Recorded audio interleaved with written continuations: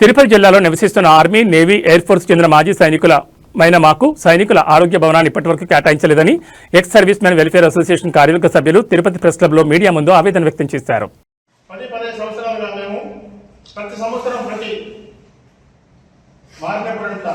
ప్రభుత్వం మారినప్పుడంతా పద్ధతితో కలవడం ఏంటనేమి, కలెక్టర్ గారితో కలవడమేమి, ప్రతి ఒక్కరితో కలుస్తూనే ఉన్నాం.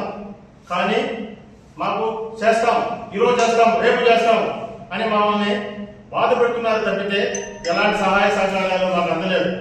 మీ ద్వారానైనా ఈ ప్రభుత్వానికి విన్నపం చేసుకొని, అదే మన లోకేష్ బాబు గారు అయితేనేమి, పవన్ కళ్యాణ్ గారు అయితేనేమి, చంద్రబాబు నాయుడు గారు అయితేనేమి, మన బీజేపీ ప్రతినిధులు ఉన్నటువంటి భానుప్రకాష్ గారు అయితేనేమి, మన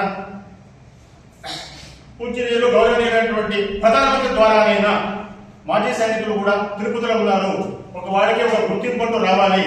ఏమంటే కార్గిల్ వార్ అయితేనేమి, ఇండిపెండెన్స్ డే అయితేనేమి, రిపబ్లిక్ డే అయితేనేమి, మాజీ సైనికులు చనిపోయినప్పుడు వాళ్ళకి నీతి పెట్టి ఆయన మీకు అన్ని సహకారాలు చేస్తున్నారు అని చెప్తున్నారు. కానీ మాజీ సైనికులు ఉన్నటువంటి ప్రాబ్లమ్స్ ఇంతవరకు సాల్వ్ కాలేదు. కానీ ఈ ఉద్దేశంలో మేము డిస్ట్రిక్ట్ కలెక్టర్ గారి 50 మంది కలిసాం.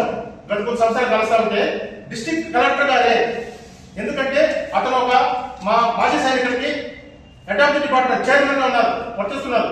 కాబట్టి చైర్మన్ గారు, డిస్ట్రిక్ట్ కలెక్టర్ గారు, ఆర్టీఓ గారిని, మన ఎంఆర్ఓ గారిని, రెవెన్యూ డిపార్ట్మెంట్ లో అందరినీ కలిసి మెంబర్స్ పిలిపించి వీళ్ళకి ఎక్కడైనా ప్రాబ్లం లేని చోటు చూపించండి అని ఆదేశించారు. వాళ్ళ సార్ గారి ఆదేశాల ప్రకారము మంగళంలో సర్వే నెంబర్ 1/11 లో మాకు 90 సెంట్లు